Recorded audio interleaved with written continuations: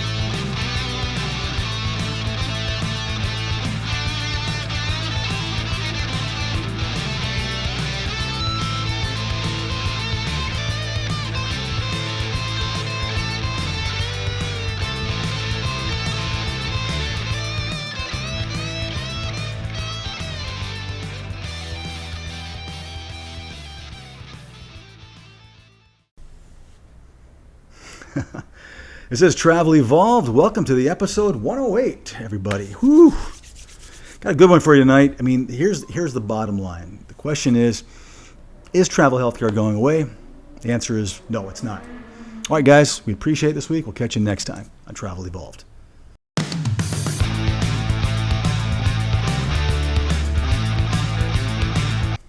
Okay, I'm just kidding. I mean, really, we could end the episode right there. You guys probably know most stuff about this episode, but let's go into it a little bit. Let's talk a little bit about some of the reasons why we at Next Gen Med staff don't believe travel healthcare is going to go away. Now, I will tell you, it's in a slump. It's in a slump more than I kind of expected, but a lot of it has to do with some seasonality. A lot of it has to do with also economics. One of the things that I'll say, and I'll say it repeatedly, I think, during this episode, is that back in 2008, 2009, we went through a pretty big slump in travel healthcare. For those of you that are new travelers and haven't been around that long, you would probably be surprised to know that that period of time lasted about 5 or 6 years, about 5 years for sure. And what really happened is the economy really affected healthcare. Mostly what I saw back then was that a lot of people who traveled who were who had a spouse or a partner that didn't travel and wasn't even in healthcare potentially, a lot of those people were losing their positions. There was a lot of unemployment back then, and it caused a lot of good, solid travelers to re-engage with the permanent market. They needed the benefits. They needed the security. They couldn't, take that risk of being the one to go out there and fight, for some super high-paying positions. It didn't justify it when you had to be the one, or they had to be the one that were really the mainstay in that relationship. So there was a lot of reasons, and that's just a very simplistic version of what happened in 2008 primarily. But the interesting thing is that it really was economically tied. I used to tell people that our industry is pretty untouchable by economics.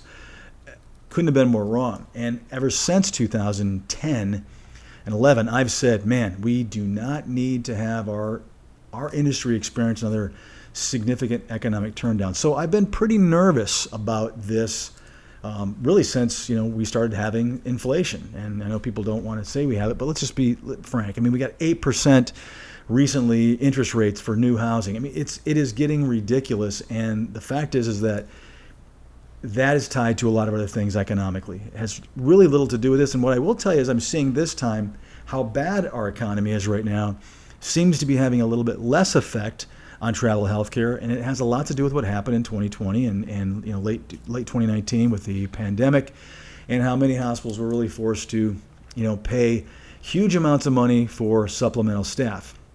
And again, to not get into too much episode, but I will tell you that that's part of what's happening now. It's really quite confusing, and again, I'm just throwing out spitballs of what I believe it is based upon almost 25 years. Months shy, 25 years of experience in this industry. God, it just gets, every time I say that, I'm like, man, I've been doing this a long time. So it's a lot of weird things right now. There are certainly facilities and hospital systems that believe that they need to recover a lot of the money that they supposedly lost during the pandemic. Now, a lot of those hospitals and hospital systems, as many of you guys know all too well, had record sales and revenue and income and profits during 2021, 22, and into 2021 and 22. Some of the best years they've ever had were because of the pandemic. So a lot of them are getting government subsidies. We all know the situation about how, if it was died with COVID versus died from COVID, regardless if they were classified as a COVID death, there was X amount of dollars associated to that facility for subsidy. And so, again, I don't want to get political, but we all know kind of what happened there. And now, quietly, no one's really talking about it. But it's fascinating to know that they're complaining about how much money they spent on labor, primarily through us travel agencies, and it was a lot, that I guess they're upset that they didn't make more than what some of these record years were. I don't know. But they are cutting back right now. You guys have all told us. My counterparts that I talk to have told me the same thing. A lot of us agencies are not seeing the volume of positions that we're used to seeing. The rates they're okay. Again, I mean, I guess I was correct in the fact that in 2019, I actually used $70 as kind of a good, solid, higher end, let's just say ER or ICU or maybe even labor and delivery or OR, all-inclusive bill rate. For a lot of the examples I used to do when I used to get on the whiteboard and training travelers, when I used to do a lot of educational videos for a lot of you folks out there, that was kind of my ballpark number. I started using 70 because it was kind of on the higher end. I didn't want to use something that was so low that people would be like, well, I don't want to work for that company because their rates are too low. So I also didn't want to do anything ridiculous. It was a pretty good, solid rate. And I would say by mid 2019, it was maybe 72. Most of what I'm saying right now, just so you guys know, is anywhere between, for most systems, are around $90 an hour. And this is probably going to be aired toward the very end of October.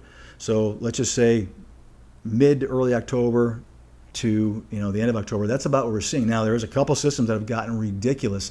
I've seen things in the eastern seaboard. I'm talking about southeastern seaboard. Let's just say Georgia, Florida, Tennessee, the Carolinas, even over to Louisiana for sure, certainly Texas, where one of our systems has dropped from 80 down to 73, and I just saw something recently that we're trying to go down to a $65 an hour rate. And this is for, by the way, med-surg. They're including telemetry in that category. And I'm thinking, man, good luck. Good luck. So I guess let me start off by throwing that out there. When you guys see low offers, I don't care if it's with NextGen MedStaff or any other company, your first reaction is this company's ripping me off. They're not offering enough. Well, because most agencies don't share with you the bill rate, that's a perfect legitimate thing to assume. Again, with us, you guys can always ask us the bill rate, and I will tell you, they're trying to get away with $65, so please don't shoot the messenger, including your other companies as well. I'm not just protecting my company, but right now, it's kind of embarrassing how low a lot of positions are. And I'm still seeing places where it's tough to get licensure, places where the cost of living is high. Still seeing some positions that are very, very strong. Certainly $100, $110 bill rates. I'm still seeing that for a lot of, level 2, as they say, nursing positions. They kind of categorize, a lot of them do. They'll have like certain positions that this is paying this rate, and then a step above is this rate, and then a step even higher is that rate, all the way up to potentially like a CV ICU or ER burn unit or something like that where it's really high. The more difficult it is to staff, the higher on that tier it goes. It has nothing to do with travelers' clinical ability or how difficult the specialty is. It's all based upon supply and demand. So, please don't be offended if your agency, if you got two friends working in a hospital, and one's doing labor and delivery and one is doing, let's just say, telemetry, and you're upset because the L&D traveler is making more money than you. It's because the bill rate's higher, and it has nothing to do with how skilled they are or what kind of a difficult situation that they're working in as far as acuity goes, or just in general. It's because it's harder to get a labor and delivery nurse oftentimes as a telemetry. There's just less of them. That's all there is to it. So it's all about supply and demand. So anyway, what I'm getting at is that right now, it is tough. It is difficult for any reputable agency to throw out a rate and not be waiting for the barrage of things, whether it's Facebook or just wherever it is you guys are picking up your information other than this. I'm telling you, all those recruiters out there, it's scary for them to be posting what they're offering for certain things. So a lot of them are turning to the highest paying positions, which means it's the most competition. So be careful. Again, if you are looking at the number one highest paying position in the country, no matter what your specialty is, no matter what your acuity is, no matter what I don't care if you're an allied or you're an RN, if you're a CNA, if you're a surge tech, you're a PTA, it is all going to be difficult. The more higher the pay position, I should say, the likelihood, the higher the bill rate, which means the likelihood you're going to have huge competition for that. So I do see that mistake being happening right now, and I'll tell a lot of you guys as we talk about how to navigate this market right now. We've done an episode relatively recently like this, but this is a little different. I would tell you, be careful. Again, I said this during the pandemic. I told a lot of people when the pandemic was in full bloom and it was starting to ease off, I said, please be smart. Don't take the highest paying position right now because you're going to be the first with your neck on the chopping board, because it doesn't matter how good you are or how much they need you. The minute that they feel that they can start to trim some travelers, what are they going to do? They're going to trim the highest bill-rated traveler there is in the hospital. And a lot of you guys learned it the hard way because nobody was listening to Travel Evolved back then because we were brand new. But go back and listen to that first season episodes. I repeatedly said that. I said, man, right now I'd be taking a good paying position, but don't take the top paying position because you're going to lose it if you're lucky enough to get it. Right now, what I'm also telling you guys is be very careful of any position that is paying a little bit abnormally high for what you're seeing in general. It's a couple things it could be. Number one, and we've talked about this a lot, is that it could also be because the cost of living is high there. So always do that kind of figure. Look and see what your gross, but also check out quickly.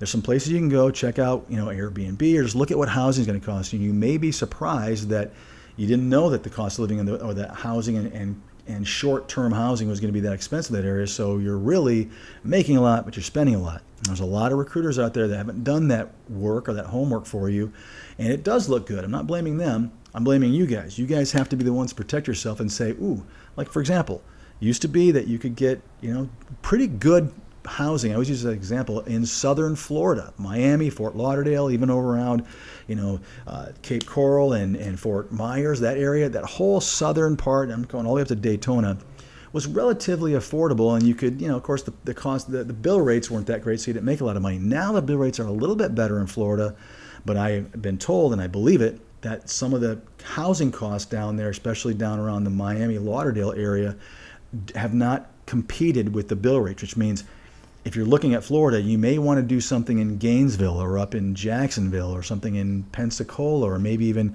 north of Tampa, because lots of times once you get further south there, you're going to pay a lot more for housing and you're actually going to keep less money in your pocket. I'm regressing, but the fact is there are some things you need to do. Be careful. But also what I was getting at, I didn't make the final point, I will right now, is that the higher a normal position is going to be, let's just say we're talking about, Central Arkansas, for example. Good, solid place, decent economy, decent cost of living, decent climate right now this time of year going into the winter. And you may see one or two jobs in your area that happen to be ridiculously or just slightly even better than slightly higher. Like, I want that job. Well, you're not alone. Every single other traveler that has your specialty, that has, like, let's say, a compact state in this case, that would consider Central Arkansas is also want to go in front of that high-paying job because you guys all want the top paying. So here's what I'll tell you. It's fine, and I would absolutely recommend going in front of that job, but have some backups and understand that your chances are significantly less, even if you're a great traveler and look great on paper, for getting that job just because of the sheer volume of numbers of people that are being submitted to those positions. That's supposed to be later on in the episode, but I jumped way ahead here, like I always do. So let's talk about why I don't believe the industry is going anywhere. First of all, come on, guys. There is a healthcare shortage. It's not just nursing. It's really across the board. Yes, there are some modalities. I know in radiology, it seems to have a pretty decent amount of number of people out there that will staff permanently. But for the overwhelming most part, healthcare has not gotten better all of a sudden. Yes, there are more people, I've heard, and I believe this, I read a lot, and there seems to be more people in nursing school and going to nurse practitioner and becoming, advanced practice. There are more people getting, degrees and getting educated on becoming an OT or a PT, speech language pathologist. There's a lot of things that have an increase in enrollment. However, there's less and less people to still teach this stuff, so it isn't going to fix it. I will tell you this. We are in the middle of what is considered the baby boomers, are getting to the point, it's pretty big, what's the word I'm looking for? Pretty big generational gap there of baby boomers. And a lot of them are in the beginnings of the middle of becoming at that age where they're needing more health care. I've heard from that level alone, the number of, let's just say, nurses, and that's what most statistics are. There really isn't a lot of other stats out there to find on these other modalities, but they're out there. You just got to search a little bit. But on nursing specifically, I've not seen one thing that says the number of people that are in nursing school is going to outreach the number of people that need health care and the number of nurses, in this case, that are exiting the nursing field. Let's talk about that for a minute. Back when I used to train recruiters, when that was the only thing I ever thought of, like most people, very myopic in my viewpoint on how this industry had to go. I used to tell recruiters, be aware that these men and women, they are getting the beat out of them on a daily basis, whether it's by managers, docs, family members, patients themselves. This is not for a lot of people, it is not what they thought it was going to be when they get into nursing. It is tough. My heart goes out to you guys, and I defend you every chance I get. I just did a little while ago with my buddy on the beach. We were talking about it, and he has a friend whose daughter's going to nursing. I said, I talked my daughter out of it because I know how hard your life is, and I knew she wouldn't be cut out for it. Love my daughter to death, but she's not a nurse. You guys know what I'm talking about. She doesn't have what it would take to be a nurse because it's a unique thing. She's going to thrive in other things, but I know she wouldn't do well in that highly competitive, highly emotional, and very difficult role that you guys have to take. You guys are tap dancing all day long, and it stinks and it sucks. I understand that. So I taught that to recruiters. I said, realize you are dealing with people who are jaded oftentimes with the industry, they've gotten to a point where they now are traveling and this makes sense to them, but be aware. It was very important to me that recruiters used to know who they were dealing with out there. And again, you guys, I probably have more experience than almost any recruiter dealing with you guys on an individual basis, and especially longer. So I get what makes you tick more than the average person does. So that was important, and that's not going to change. I do think, and I know, talking to a lot of you, and some of you that are no longer practicing, for example, nursing, you got out, and there's more and more people getting out as well. There's also more people getting out of travel because travel healthcare in general is not what it was 2.5 years ago, which we all knew, or a lot of us knew, was unrealistic to assume. But listen, there were still a lot of people that jumped into travel that really didn't think it would go back to this. They thought it would always be super high, or they just didn't really think about it. And now they're getting a little bit of a reality of what travel healthcare is going to look like. And I still believe it is a dynamite way for healthcare nurses, allied professionals, put it that way, to make an extraordinary living if you have the ability, the gumption, and the guts to go into healthcare travel. Those things have to go hand in hand. You always got to have your eyes wide open. You've got to treat it as a business model like we always talked about. But you guys are earning every penny you have, so I just don't think it's going to go away. There are too many factors that have come into play. Now, let's be frank. Regardless of whether or not you and I like the tone that we're hearing out there from hospitals that they are cutting back because they lost or spent so much money on staff and on personnel, especially contract personnel, during the times when they needed to bring in extra people during the pandemic, that they're trying to recover from it. Whether we like that or don't like that, it's really irrelevant. It is, in fact, what's happening. They are doing everything they can. For those of you guys that are thinking about traveling and you're on staff right now, you guys know, you've told me how hard you're working right now, how overworked you are, how tired you are.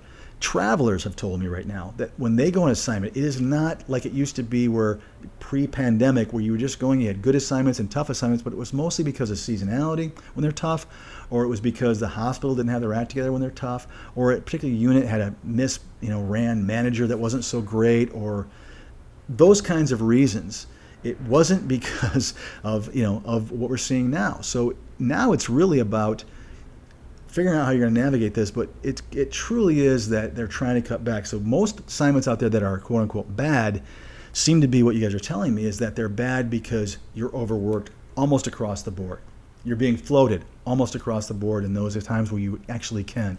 They're pushing those envelopes. You guys know they're pushing you, forcing you to try to come in and work some OT or stay later, or being called in, or even going on call when that was not what you had agreed to when you first signed that contract. Again, I'm going to defend some of the agencies, and I've been doing that a lot more than I usually do lately, because I'm seeing the same thing. my travelers are being asked to do things that, we have to have those conversations. What do you want to do? I always work for my traveler, and so does everybody with Next Gen Med staff. So we take orders from you guys. It's a little bit different kind of thing. We don't force stuff. We don't do whatever. We think it's time that someone had your back pocket, was in your back pocket and had your back, so to speak.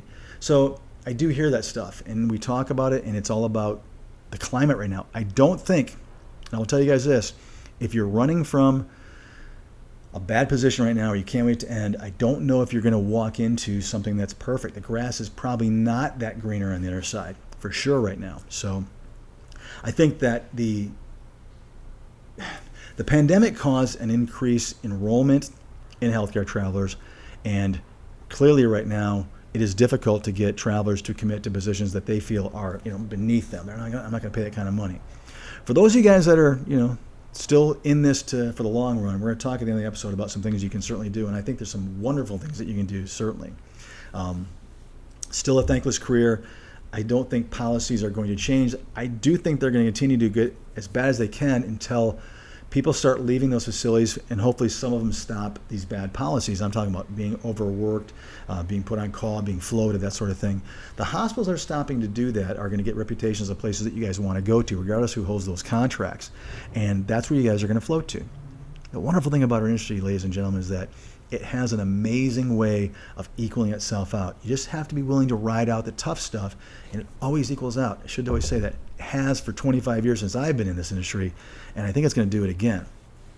The disparagement between the needs in healthcare and who's willing to be in healthcare still, I still say we got 10 good. I always say there's a 10-year in front, and every year I say there's still 10 years, and 5 years from now I'll say there's still 10 years. We can see 10 years down the road primarily with the needs and with the availability of people. And everyone just talks about enrollment in school and in training and in courses and certifications, but they don't talk about the fatalities and how many people leave this industry. Thankfully, they're like, oh, get me out of here. When people leave this industry, they don't usually ever look back. It's difficult for one, because you lose your, in a lot of management spinning, you lose your ability to be able to jump in with both feet, but you also lose interest because you realize there are other ways to make a living. And even though travel healthcare has been great, there's certainly other ways to do it that aren't what it is right now. I think you're going to be surprised, and I think things are going to turn around. I still will tell you, we're going to have a good last little quarter here of 2023, and I think the first quarter of 2024 is going to be really, really solid, and the rates are going to be good, and the jobs are going to be better, and you guys are going to realize that you hopefully stuck it out for the right thing. Okay, so let's talk about where we are currently. Here's where we are. Hospitals currently right now, as they always do, this is not some kind of epiphany. Hospitals are always trying to figure out how to utilize supplemental staffing as little as possible. I'm talking about per diem. I'm talking about travel especially. We're the most expensive option because there's benefits, there's housing involved by far than there is with the per diem situation. None of that's new, but right now they are really in high mode. What ideas can we come up with to not utilize travelers? And number one is, like I just said, they're overstaffing and overworking their current staff. They're overworking travelers when they come in. Anything they can do to try to have to avoid getting that other traveler into that unit. We're talking about internal contracts. Let's talk about that for a second. This is kind of a new thing that we haven't really seen. We used to see it in Florida seasonality-wise, but now we're seeing hospitals offering internal contracts. We have for most of the spring and summer. And what you guys are finding out now, and I kind of was quiet about this because I just wanted to see, I didn't want to have an opinion because I thought, why not? I mean, any hospital is going to do what they can, as I've always told you guys, to try to reduce their cost. I mean, that's just what they do. That's why they offer you the lowest they possibly can, or they offer us the lowest they can on a bill rate, and then agencies try to make money too, so they offer you as low as they can on a pay rate so they can keep more of that pie. I'll probably bring it up a little bit again.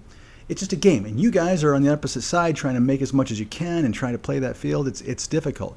But right now, hospitals are doing everything they can, including that internal contract thing. What you guys are telling me now, a lot of you, is A, they're tough to get, B, the rates are plummeting on those, almost to the point now where it's kind of like they got you and they're trying to get you to extend, or some people are telling me that they're being changed mid-contract, $15, $20 differences in their gross weekly pay. So $15, $20, total on that bill rate, which, who knows what that is, those internal contracts, but significant droppages. I've had a lot of people the last 2 weeks coming up really upset about it. And I mean, well, this is, you're going to work for the hospital. You can't even blame an agency in that case. You can only blame the hospital.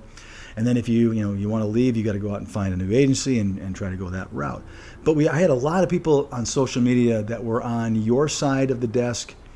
I should say, travelers themselves, some recruiters that had been travelers that even said, be careful, because they said that's what was going to happen. And they were right. I didn't have an opinion on it because I didn't really know. I was a little ignorant, a little unfamiliar with what an internal contract kind of looked like. So I did a lot of listening and watching and kind of kept my opinion to its side. But I will tell you that I wasn't right. Those recruiters, those travelers, and the combination of both of those for some people, they were right. What you guys are saying now is that they're it's kind of a good way to get you. They bring you in, but quickly it makes zero cents. So hopefully it worked for you guys for the summer, and now it's kind of time to figure out, okay, what am I going to do, because this internal contract thing may not be good. Now, what I'll tell you is that if you can find a good internal contract and they will guarantee it for 13 weeks, then why wouldn't you jump on it? If it's paying higher than a travel agency, I've always said I would jump on it without hesitation. The minute they try to drop it, or that they try to extend and drop it, that's when you say, okay, I better get going. So I would prepare for that. If they're not telling you they want to extend you, or they're not, which is another trick they're doing right now. We had a lot of travelers this summer that were, hey, we're going to extend you. We're going to extend you. We're going to extend you. We're going to extend you. They didn't tell the traveler they're going to extend them at $15 less bill rate. So we had to be the bearer of bad news, and other agencies did as well. Those of you that were out there in that boat, your agency came to you and said, yeah, they're extending you. However, we got bad news. We got to talk to you about stuff. And it's never a fun conversation. And for a lot of us, we lost people that were like, this isn't making sense anymore, which most agencies get. I understand there's a threshold in which traveling stops making sense. And a lot of you guys hit that threshold this last, late spring to early summer. It was like, this isn't making sense anymore. And for those folks that dropped those rates down to $65 an hour, I think for them, they're realizing it's not making sense, because that happens to be one of the systems that we're seeing more and more positions come up because they can't fill it. They can't fill it that rate. And again, it's not an agency's decision to decide. It's a hospital setting those bill rates, and it's you guys to decide if you're going to buy or don't buy. Now more than ever, I would definitely look at the company that pays the highest, but that's something I've always said. It's not always us, because if we don't have a contract, we can't be the highest paying there. So we'll talk about that also in a minute here. But that's kind of what's going on. Internal contracts, short-lived, reduced pay. You've got these. The other thing that's happening, I mentioned a few episodes ago, I think I mentioned on the monolith episode, is that they're doing a really good job of trying to keep as many positions as they can in their own fold.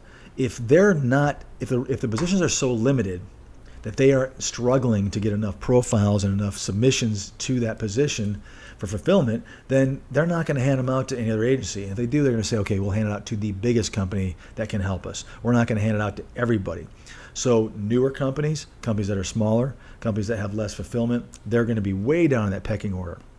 So that was interesting. This last week, we did see a lot of positions coming in because we're not way down there, but we're certainly not the biggest company on the planet out there yet. So it's interesting how I can totally tell when a system or a vendor is starting to struggle and they're saying, okay, we've opened up to these people. They're not delivering for us either, because unfortunately for them, the bigger the agency that they opened them up to originally, they're not really that motivated. Just another thing to recruit for.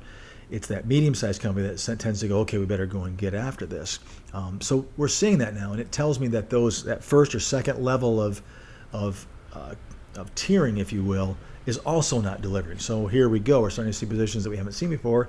Some rates are good, some rates stink, and I'm like, no wonder they're not fulfilling it. So again, be careful of shooting the messenger, but also look for jobs. Look for the exact same position and take the highest paying company. What you should always be doing is saying, I'm willing to go to, Charleston, South Carolina. I know there's more than one hospital in Charleston, so if they're on two different systems, and I believe that they are, and one's significantly paying higher than the other one, find a company that has that job. And don't blame the company that's offering Charleston at a sister hospital saying, well, your rates are low. No, the bill rate is low. The bill rate is higher here. So you cannot beat up all these companies that are offering this hospital at this rate compared to these companies that are offering this hospital at that rate in the same city. They're different. They have completely different bill rates. So I've seen agencies being beat up by, oh, your rates are low, or this is terrible. And I'm like going, yeah, but is it?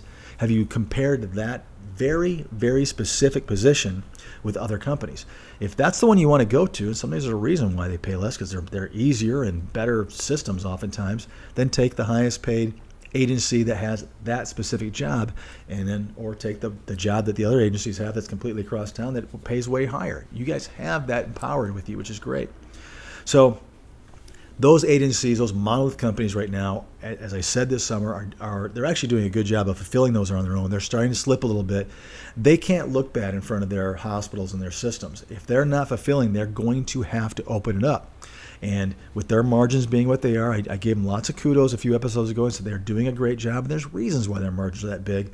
But when those margins start getting in the way of being able to pay, and the facilities haven't lifted their rate, that's when they're having to be forced to say, well, we better offer it up and subcontract to some other companies who have thinner margins that can actually beat us, even though we're offering them a lower bill rate and they're giving us 5%, the agencies can still deliver. And that's what you're starting to see now. I think you're going to continue to see that for the remainder of the year. Again, depending upon how cold it gets. I'm in California. I know back in Colorado it snowed a couple days ago or a week ago, and it was snowing most of the day. So, that's probably a good thing for travel in general, because it's going to force people that have the ability to be able to go south and get away from that cold. They're going to increase the census down in those areas, which are going to put demands on those facilities in those southern states that can't handle it. So there'll be travel assignments there. And of course, when someone wants to, has a need up in those colder areas, there's less and less travelers that are willing to take those. So the rates go up, and there's needs there too. So you guys know, between, pretty much November and April is some of the best months for garnering great contracts, and that's definitely coming right now for sure. So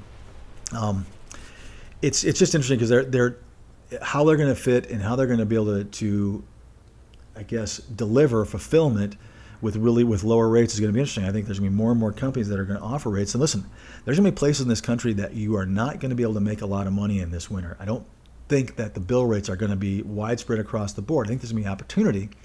But there's going to be some really nice warm weather locations that I believe are going to be really garbage pay. And some of you will still take them. That is not up to us to decide. We're not supposed to dictate that, and we certainly don't at Next Gen MedStaff. It makes sense to some of you.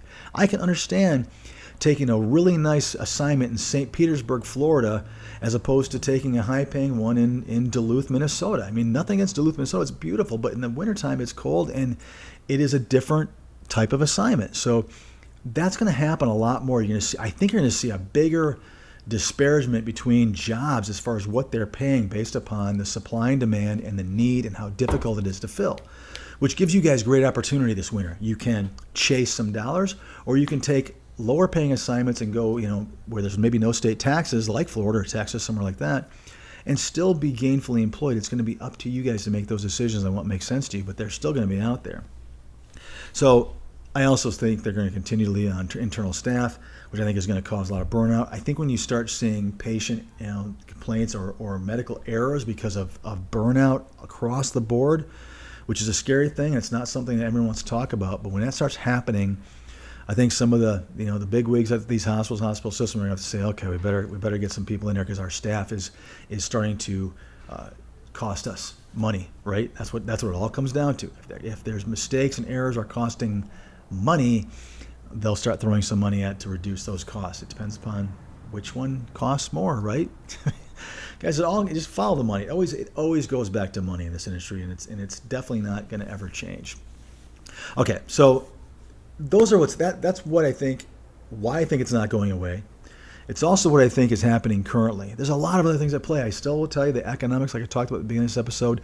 A lot of things are moving in sequence that are actually kind of hurting the industry right now. But again, my prediction is that I think that you're going to see more positions, and I do think that. I think you're going to see rates where you guys are saying the rates are terrible. Well, yeah, they may be bad where you're looking, but there are going to be some really good opportunities, which, by the way, oftentimes those really good high-paying opportunities oftentimes still have less competition because not everybody is willing to chase the dollar during time. So you're going to have more jobs that pay low, which is option number one, or you can go less competition at high paying, which is kind of a unique situation. It's going to be up to you, and I still believe that's going to be the case. So what do you do?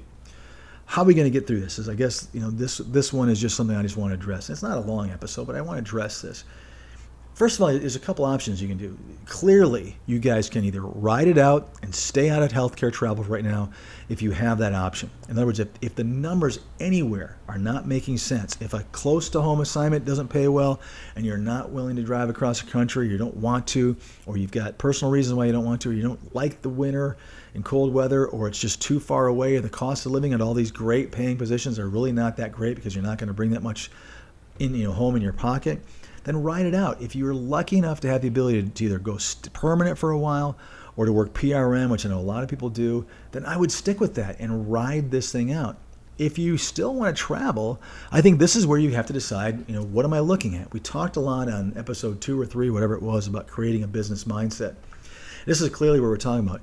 This is the last quarter of the year. So how did you do all year? Were you chasing dollars and you're way ahead of what your personal goal was? Then you can probably afford to take a lower paying assignment because you're going to stay gainfully employed and you're going to have a steady paycheck coming in, week out. That's an option. If you were unfortunate or you made some decisions where you didn't have the year you're going to have, you have to look at what you want to do the remainder of this year and into 2024 now for sure, and say, where is it where I'm willing to go to? And I'm telling you, there's still some good paying assignments out there, but be very careful on the great location and the super high paying. And I see that mistake through our back end of our app all the time. A person apply to 1 or 2 positions and it's always one of the highest paying. I'm like, oh, here we go. We got a hospital that's throwing a really high bill rate. They're going to get annihilated with applicants from every single one of us agencies. Most of us agencies are going to put in more than one person in front of this job. And this traveler is hoping that they're going to be the one that's going to get it. You got to understand the market. And this is where recruiting will help you, but when you're using a recruiter's app like ours, or you're working off of a web-driven companies like some others out there, you've got to assume the role of a recruiter and say, I know that if I want this job, I can tell why I want it, and there's got to be a ton of other people with my specialty that look exactly the same, or maybe even better than me on paper, that are going to want it too. So I better have a plan B, plan C. There are plenty of opportunities out there for you guys right now. I just think you have to treat yourself more like a recruiter would and push your own envelope. That is one great thing about recruiting, is that a good recruiter can push you to be submitted and even accept offers that really weren't your first, second, or even sometimes your third choice, because they're great salespeople. And they do make sense, and they can talk you into saying, you got to take this, otherwise you're going to be unemployed. If you're working with a recruiterless situation like our company or some of the other ones that are doing things that are similar, then I think you have to realize that too. You've got to be smart and say, all right, I just went in front of this really high paying job. I better start looking at some other things so I'm making sure that I am employed and I've got some offers. I can't just do, all my eggs in one basket, so to speak. So you've got to kind of decide which one is, what kind of avenue makes the most sense. If you're lucky enough to have downloaded our app, one of the things I love about it is that, it passively tells you the areas that you're interested in, what the current rates are at some of these places. Now, not all of them, because we don't have every job. Certainly, we don't have that many at all right now. It kind of sucks, but we're with a lot of vendors, but they're just really, really scaled down. So it's interesting that you guys have that threshold. I am going to continue to look at this. It's a wonderful tool to have, and right here in your phone. It only goes off when there's a new position in the state that you're interested in. So if you've got 5 or 6 states that you want to go to, and let's just say you're ER. You can say, boy, I haven't really gotten a notification in a number of days or even all week, and you go look, and sure enough, there's nothing where you looked at wanting to go. So does that mean is that why you're struggling with your company, your other has recruiters? Do they not have any positions either? Or if you're working per diem or taking some time off, it kind of tells you, hey, things where I'm willing to go are still pretty slow right now. I'm going to continue to work per diem, or I'm going to continue to do my permanent staff, because what I'm seeing is either non-existent or very seldom. Or when the rates do come out, the pay rates don't make sense to me. That's what's wonderful about not having to pick up the phone or talk to somebody who's going to try to convince you into taking something. It's just all right there. So you can decide when you want to jump back in. Also, when the rates start making sense, the frequency in which these positions are coming in and the areas that you're interested in are starting to come, make sense to you. Like, I'm starting to see some more volume. It's time for me to start getting my resume together and make sure all my certs are up to date and everything's ready to go. And I need to start applying to some positions through either a recruiter or through an app, whatever it is you're doing. So here's the encouraging thing I want to tell you guys. This is not a very hellfire and brimstone episode. I just don't believe it is. I think it's tough. It's been tough. I'm going to acknowledge that. It is interesting how hospitals are doing everything they can. It tells you that they are wishing that they could just make it, staff be there and before, but it's never been the case. And what happens is these are all in trends. I don't care what you're talking about. When the trend gets bad, The next thing, the dam breaks, and all of a sudden the floodgates kind of open. And I still believe that we're going to be in that boat. The more snow we have in places like Colorado and the Midwest and up north, the faster this is going to happen here. So I don't know what it's going to be like by the time this thing airs, but here early mid-October, I'm seeing positions starting to come in that I haven't seen before in locations with rates that are strong, that are pretty darn decent, which allows a lot of companies to come up with a pretty good compensation package based upon whatever their margins are. So shop that around. So I think things are improving. It could change tomorrow. By the time this thing episodes, it could be back being stagnant again, but I just don't believe it. I think as we move into winter, as the population, unfortunately, has less sunshine and starts getting sick and people are in school, and that's just one of those things that just happens naturally. There's nothing we can do about it. I think things are going to continue to improve, so hang in there. I just believe that. The other thing is that, like I just said earlier, the market is going to fix itself. It always does. That's what's so wonderful about our industry. Everything gets fixed by supply and demand. Agencies that are gouging too much and don't have a lot of positions, that have a huge margins, go by the wayside. No one wants to work for them because they're getting beat by competition. What's happened this last summer is that a lot of the higher margin large companies have done very, very well. I guarantee they're going to have really good second quarters. You go and look at the reports that come out here probably by now, and you'll see that their second quarter was pretty solid because they utilized a lot more of their own internal team. They gave away less contracts and they fulfilled them themselves. But that also corrects itself in our market. There's a point where they can't do that anymore. And I think we're on the cusp of that from what I'm seeing recently, which means you guys will see the same job with more companies, which should give you more options for you to be able to go after the company that pays the most, which I still think is what all travelers should do. And it seems to me like for the last few years, that's what you guys are doing, which is exactly what I'd be doing if I were in your boat. I would be looking around and saying, here's where I want to go, who holds those contracts, and I'm going to try to find the company that pays the highest. And you should. And you guys are, by the way. Do the best you can to stay employed. I know that it's tough. The good news about our country right now, which is what's very different from 2008, is that our unemployment rate is pretty low, even though our economy is garbage right now, which means that you guys seem to have some options there. I mean, it is nice for the most part that if you keep up on your skills, you keep up on your certifications, most healthcare professionals, and I'm saying most, I'm not classifying everybody in the same boat, you guys tend to have the ability to have never be looking for a position, whether it's permanent or hopefully travel in our case. You guys always are in demand. That's a wonderful niche you guys have, and please don't ever lose sight of that. If you're thinking about getting out of this industry, realize that most other industries, most other types of business that you may be involved in, they're not like that. You don't always have ability.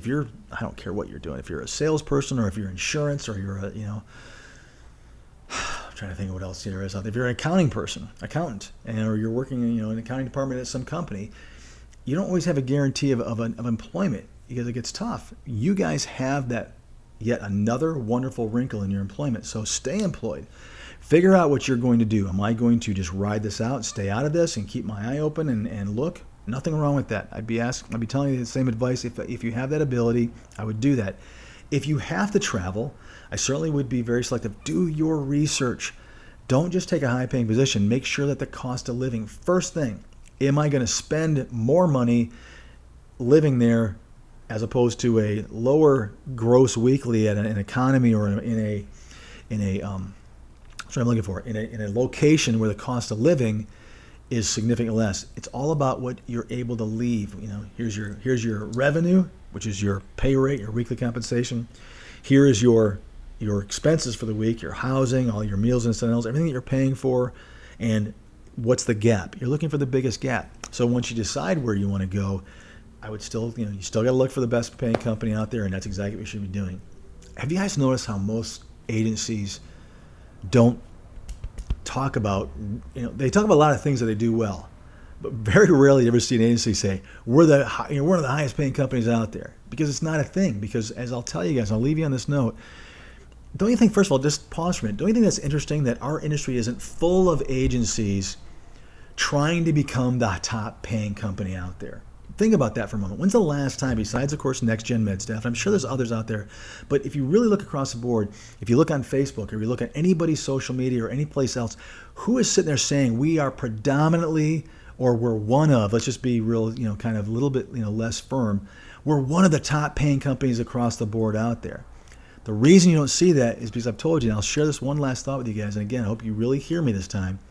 Most agencies compensate their recruiters by having a package that basically says this: the bigger margin you negotiate for us, the company, with that traveler, in other words, the more you screw that traveler out of their compensation and keep more of it to our company, we will pay you a higher commission. So far that, if, so much so that it's significant. It's every week. Now, they're getting you to make who knows how much more a week. It's not a lot, but if they have 30, 40, 50 travelers working for them, and they do that with every one of them, it makes sense. So there are recruiters out there that formulate their desk this way. I'm going to get every traveler I can for as little as I can bring them on board for and pay them, so I can bring more money in my company and I can make higher commission. There are recruiters that kind of go across the board, and there are others that say, you know what, I'm going to go as low as I can and try to work on volume, get as many people as I can to go out there, and I'm going to build a reputation of a recruiter that tries to offer as much without getting in too much trouble for my superiors. I know there's a threshold and where I can't drop below. And there are recruiters that try to do each deal, and it depends upon how savvy and how knowledgeable the traveler is. That also oftentimes is the indicator on how much they're going to push. If you guys know what you're doing, you'll notice that you get a lot of less pushback when you say, I want this, this, and this, because the recruiter knows I got an educated traveler. I better just drop as much as I can and get the deal done without getting in trouble. For those of you that are new and don't listen to Travel Evolved enough, you're going to get taken, and recruiters are going to get you, and you're going to be working alongside people for that same company that are making more than you are, because unfortunately in industry, we've taught you and reinforced that you have to be a great negotiator of your contract. And I just think there's so many things that shouldn't happen. But hear what I said. Your recruiter oftentimes, guys, almost across the board, predominantly a heavy percentage of compensation packages are that way, where the recruiter is incentivized to to give you less, keep more money in the company's pocket, and they get a higher compensation. I mean, it would be foolish for any CEO or CFO that has a recruiting team to do it any other way. I never did it that way. I will go on record and say I never had a floating scale of it. But I learned I always thought there was, but I learned firsthand how common it is. It's very common. It's almost across the board. So you have to negotiate. And so to me, it kind of stinks that you have to go in that process, but understand that that's what's happening. You right now, if you're working with a recruiter company and you have the ability to negotiate your fanny off. For those companies like ours that say, here's everything we have, here's our percentage, and beat it if you can. I think we'll get beat. I think if you can negotiate a better rate than what we're offering for the exact same position, hear me, take it with that company. I don't think they're going to be able to do it repeatedly across the board. They're going to be angry. The recruiter's not going to be that happy because they're not making any money on you. The company's not going to be that happy. And pretty soon they're going to say, no, we're not going to do that this time. We're not going to extend you that rate. And they're going to start to try to get you for lower. People will not be able to compete with this model consistently. They just won't. So this is why I think things are changing. Last thing I'm going to say on that note, I think what we're going through right now is a wonderful thing for you guys, and I hope you hear me on this. I know it's been tough. I know you've been disenchanted with the rates out there, with the volume of positions that are available, with the competition level, all the things we just talked about. But I think this is all happening for a reason. I think that companies like NextGen MedStaff and other companies that are forward thinking and are saying, how do we pay travelers more? How do we help the hospitals not have to pay more by offering more to the traveler and using technology to instantly notify you on a job you want and never notifying you on jobs you don't want, or having to wait until office is open at 8 o'clock on Monday through Friday, 8 to 5 or whatever it is. It makes more sense. And I do believe that this is all happening because it is that time for a change. I think a lot of companies are trying to figure out how to do this more, but they're struggling because they got recruiting teams and a bunch of people walking around. They're making a lot of money, and this is the model that's always worked. So they're going to have to adapt. This is a good thing that's happening right now. You guys are going to see some really solid, long-term good effects of what's happening with technology on the recruiting side or on the agency side. And that's why we're so excited, and that's why this has been kind of an interesting case study. Wasn't scary for us. We didn't have to, by the way, you guys in the here and all the rumors out there, all these big companies and medium-sized companies and even larger companies that are laying off people internally, recruiters and whatnot, by a lot. I knew it happened just, I think, this week. There was a couple of companies that I've heard are letting go of a lot of their recruiting team, and they're letting go of significant credentialing people and even account managers because there's no business and they can't maintain that overhead. It's, if they do, they're going to keep gouging the travel one. They've got to try to say, we got to get our rates higher, so I've got to get rid of some of the operating expenses that we have that aren't cost of goods sold and get rid of some of that team. You'll see it's going to continue to happen. And that's why we think it. So those of you who have downloaded our app, we appreciate it. Thank you so much. Hang in there. If you're not seeing what you're looking for, just use the app to keep you in the market, keep you in the loop. When it notifies you, check out the job. If it's low paying, don't take it. It doesn't mean we're offering low. It's across the board. It doesn't matter if you're in Florida or the state of Washington, Southern California or Maine. We have the same margin. So if the rate is low, it means the bill rate is low. That's all you got to think about. So, guys, we appreciate it as always. Catch you next time on Travel Evolved.